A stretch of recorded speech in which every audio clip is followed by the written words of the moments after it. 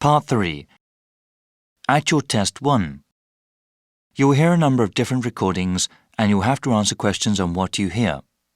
There will be time for you to read the instructions and questions and you will have a chance to check your work. All the recordings will be played once only. The test is in 4 sections. At the end of the test, you'll be given 10 minutes to transfer your answers to an answer sheet. Now turn to Section 1.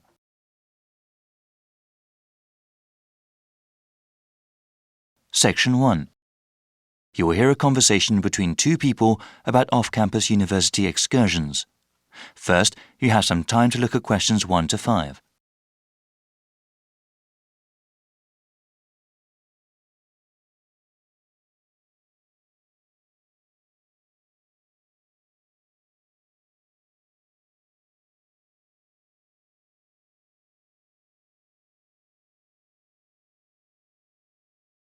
You will see that there is an example which has been done for you. On this occasion only, the conversation relating to this will be played first. Good afternoon. Good afternoon. What can I do for you? Yes, I understand the university offers, organized trips to... Correct. We have about 3 trips per month on both weekdays and weekends. There are 3 trips per month, so that has been written in the notes. Now we shall begin. You should answer the questions as you listen because you will not hear the recording a second time. Listen carefully and answer questions 1 to 5. Good afternoon. Good afternoon. What can I do for you? Yes, I understand the university offers, organized trips to... Correct. We have about 3 trips per month on both weekdays and weekends. I see. Can I ask what kind of places do you go to? Certainly. Well, usually there are excursions to the city. There are many interesting cultural venues to see, such as theatres and art museums. We also organise trips to the local mountains for hiking, or sometimes even to discount shopping areas around here. We don't organise guided tours, since most students like to explore on their own. How far away are they usually? Well, it's a good thing the city is not too far south of here, since most of the excursions we organise go there. They are never more than 2 hours away. And so how much do I have to pay for each excursion? Oh, the great thing is that the transportation is free. You pay for just entrance fees and the like, or for whatever you buy. That sounds great. Yes, and for certain events, like theatre shows, you can get a discount on tickets when you buy them through the school. Oh, really? So how do I buy discounted tickets? When we travel to the venue, you will be given a discount at the box office or the ticket booth if you show your school identification card. You can also purchase tickets beforehand for you and your friends from the university website at the discounted price. All right. What part of the website is it? Well, log on to the university website with your ID number. Right. The login screen on the main page. There will be a section called Campus Activities on the navigation bar on the left side. In that section, there is another link for off-campus excursions. The monthly schedule is shown there, and there is also an online form to purchase any discount tickets available. Nice. Thanks for the advice. Before you hear the rest of the conversation, you have some time to look at questions 6 to 10.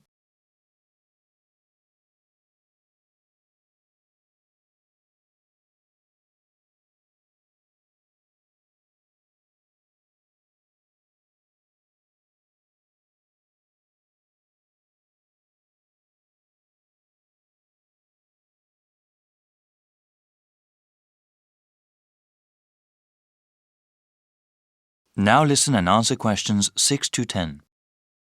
So yeah, my computer is down. Can I ask you what excursions there are this month? Yeah, it's the beginning of the school year, so the new schedule isn't up on the website yet. But I have the schedule here on my computer. We have all the dates confirmed, and when the site is updated, you'll be able to buy discount tickets from there. Thanks. I am pretty busy during the week, so maybe you could just tell me about some of the next few ones coming up on the weekends. Definitely. The weekend before October break, there is a bus going to Big River Valley Park. That's the 12th. This is a hiking trip to see fall foliage, so there will be a small entrance fee of $11 to enter the park. It's a 6-hour excursion. Oh, wonderful. The fall colors are so gorgeous that time of year. The week after October break, there is a bus going to Woodbury Grove. That's the 26th of October. It has a lot of outlet stores.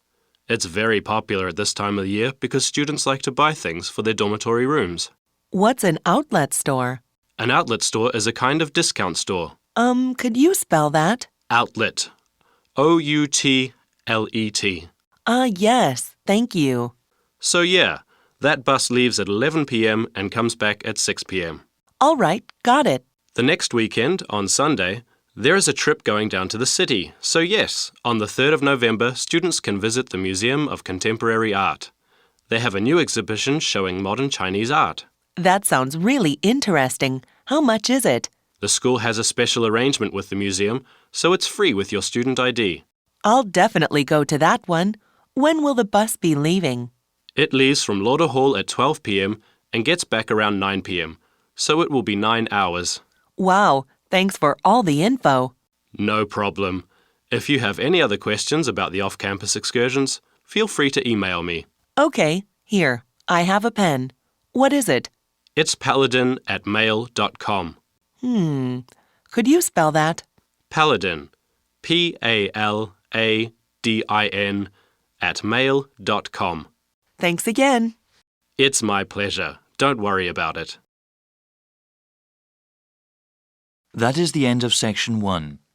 You now have half a minute to check your answers.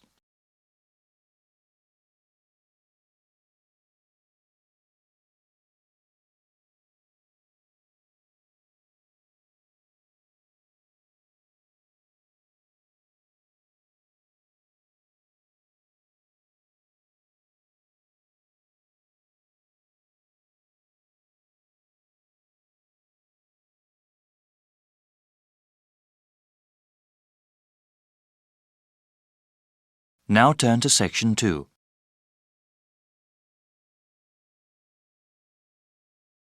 Section 2. You're going to hear a talk by a tour guide about the local history of Harbour Town. First, you have some time to look at questions 11 to 15.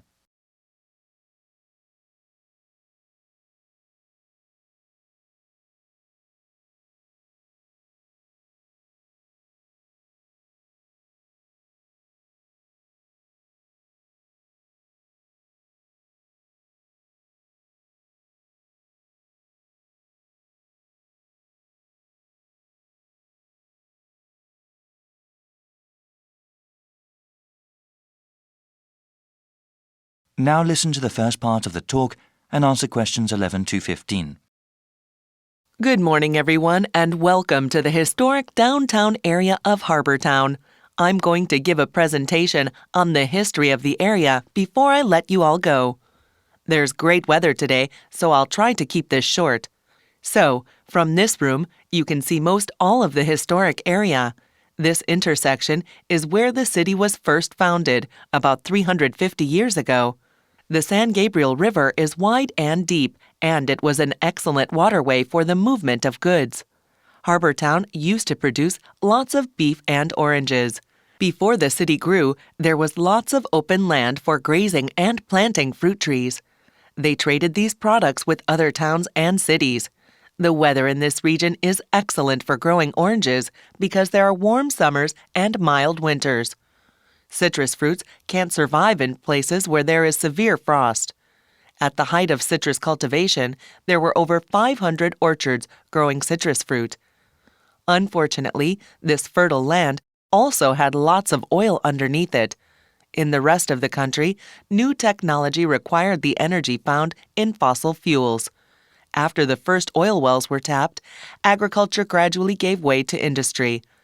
The farms, orchards, and ranches that surrounded the town were replaced by new factories, cities, and roads. There is very little agriculture in the region these days, and certainly no cattle. The oil eventually ran out, of course, but other industries such as aerospace and entertainment were established. Well, that's a brief history of Harbour Town. You can use one of the computer terminals available in the main office if you want more information. Before you hear the rest of the talk, you have some time to look at questions 16 to 20.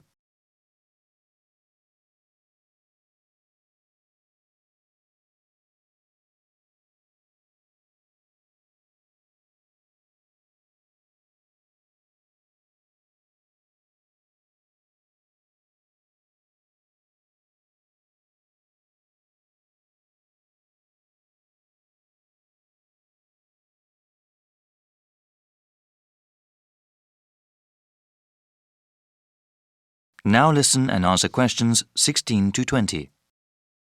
I will highlight some of the sites here just to give you an idea of what we have in the historic center of Harbour Town. You can then explore the area as you please. So, I've already mentioned the intersection where the city was first founded. The main east-west street is called Sunset Road, and the main north-south street is called Santa Monica Avenue. The central office we are in right now is at the northernmost end of Santa Monica Avenue. There are public restrooms here, as well as computer terminals that connect to the internet.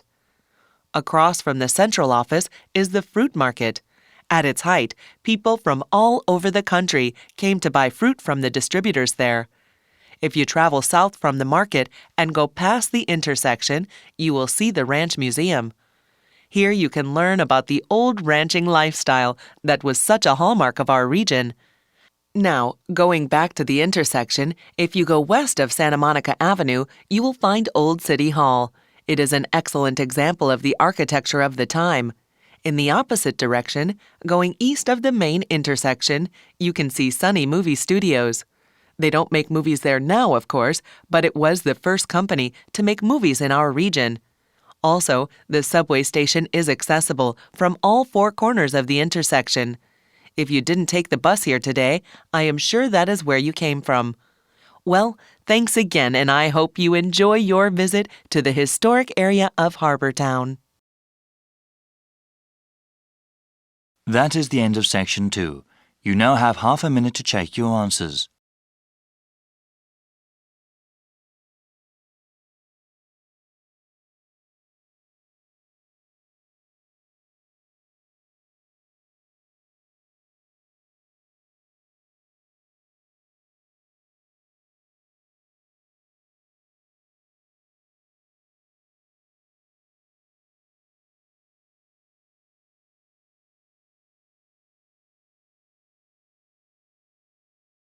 Now turn to Section 3.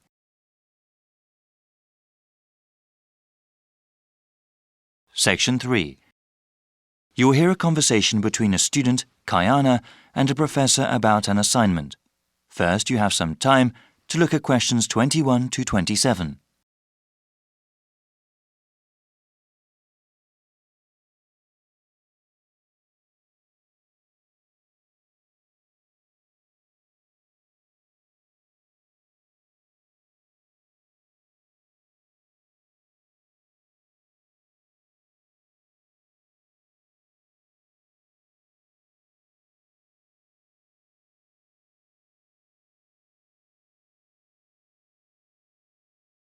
Now listen carefully and answer questions 21 to 27. Hi, Dr. Reed. Are you busy right now? Do you mind if I come in for a second? Hey, Kiana. No, I don't mind at all. Thanks. I just wanted to say that I'm enjoying your urban studies course and that I'm having some trouble with the first assignment. Okay, no problem. What do you want to ask? This is my first time writing a paper of this length. All right. What sort of trouble are you running into? Well, writing more than 10 pages is actually turning out to be quite a task. I've been rereading some of the material, and I'm just not sure how to approach the assignment. Yes, it takes some time to get used to academic writing assignments. More time than I expected, really. I also want to do a really good job on the assignment. I don't want to put a half-hearted effort into it. I'm glad to hear that. I'll say that these assignments get easier to manage as time goes on. That's a small relief. I mean, it gets easier to plan the assignment and to organize one's time, but it still takes hard work and a sincere effort to produce a good piece of academic writing. My role is to guide you to the readings I think are the most relevant and to give you tips on managing your time. Okay, could we talk about the readings then? Sure, we can go over them. I guess I want to ask about the Coal House text first. It seems like a pretty interesting book. But sometimes a bit over the top, no? I would recommend reading just the first part of the book. It's the most relevant to the assignment that I gave you. The rest of the text goes on about a topic we will cover later in the semester. All right, I'll just read the intro then. As for the Peely article, oh, did you read that one? Yes, I accessed it online and then printed it out. Okay. I would recommend you review that again. Also, remember what I said about the Liebskid article? I think you told the class to focus on the research methods, right? Yes, she approaches the problem in an innovative way. Let's see. For the Gary article, I think you should... Let me see. I think it would be best for you to read just the conclusion. Just the conclusion. I see. Yes, I would ask you to read the whole thing, but this way would be more efficient. Speaking of which, you should not bother reading the Wolfson article. Yeah, it didn't seem particularly relevant to the topic. Let's see. Any other reading you wanted to talk about? Let me see. Yes, the Cudler article. What do you think of that one? Ah, yes. How could I forget? That one is pretty central to the topic. I really think you must go over it again. Before you hear the rest of the conversation, you have some time to look at questions 28 to 30.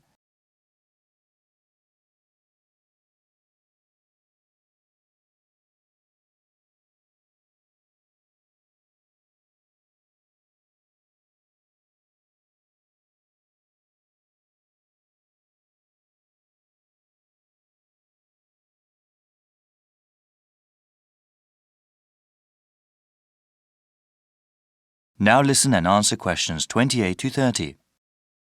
All right. Is there anything else you wanted to ask about? Yes, I wanted to ask about the line graph that you provided. It seems that the legend identifying the different parts is not there. Ah, it must not have been photocopied correctly. Here, let me explain them.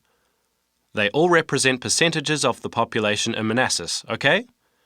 Line 1 here at the top is the percentage of people who were born in a foreign country. Born outside the country. Okay, and this one? The next line down, line 2 refers to the percentage of people with citizenship. All right, got it. Those making a middle-class wage are represented by the fifth line down. Okay, middle-class wage earners. And the line number 4? That is the percentage of people with a college education or higher. All right, and the one in the middle? That one is the percentage of population who are married and have children. Got it. Thank you so much, Dr. Reed. I really appreciate your help. That is the end of Section 3. You now have half a minute to check your answers.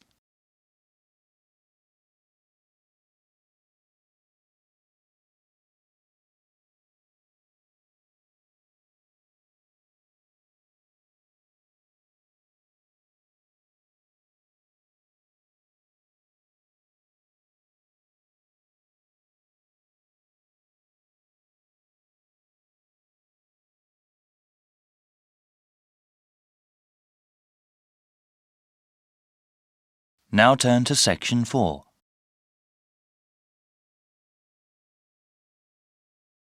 Section 4. You'll hear a talk on the subject of green buildings and skyscrapers. First, you have some time to look at questions 31 to 40.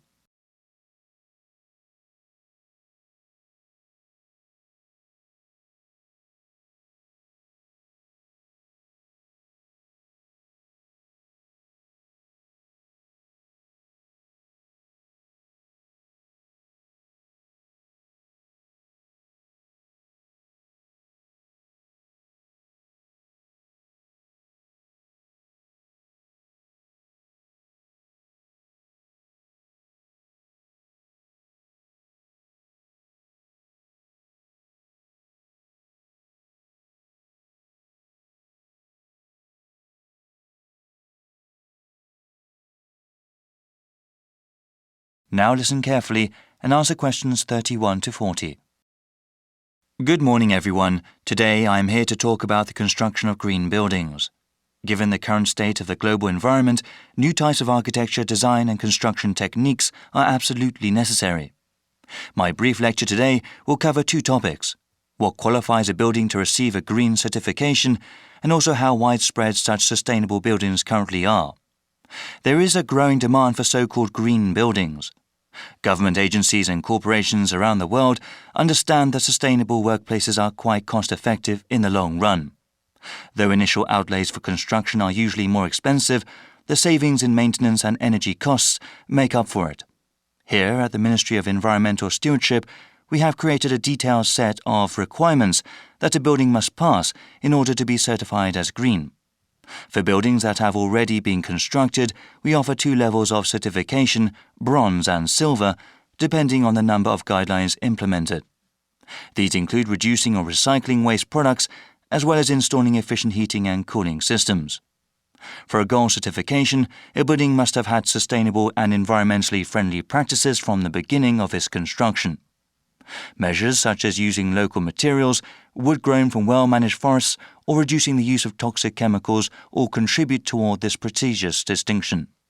It's pleasing to see how mainstream going green is now. Here at the Ministry, however, we know and understand that this cannot be just some passing fad. We created these guidelines so that institutions could not merely greenwash their buildings, claiming that they are environmentally friendly when in fact they aren't.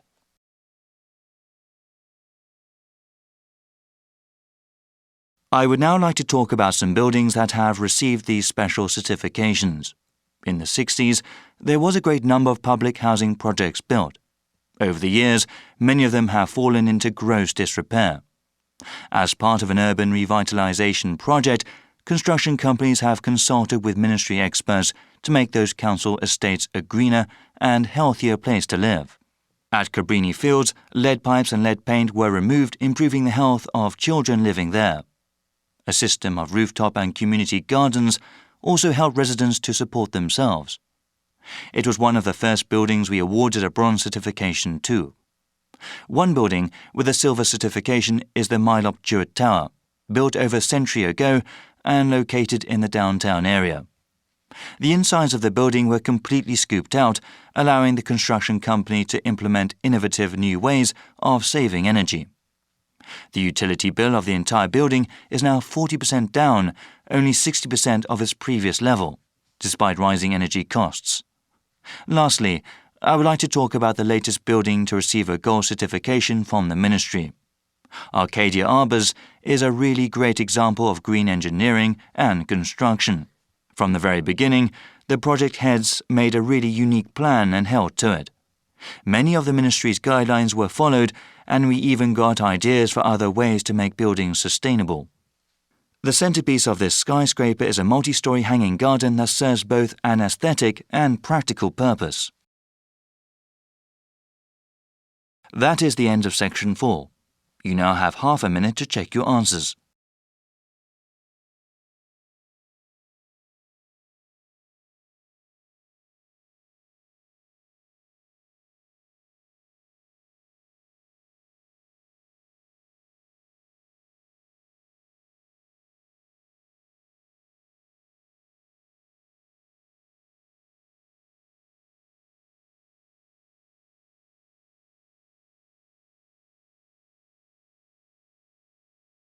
That is the end of the listening test. In the Ielts test, you would now have 10 minutes to transfer your answers to the listening answer sheet.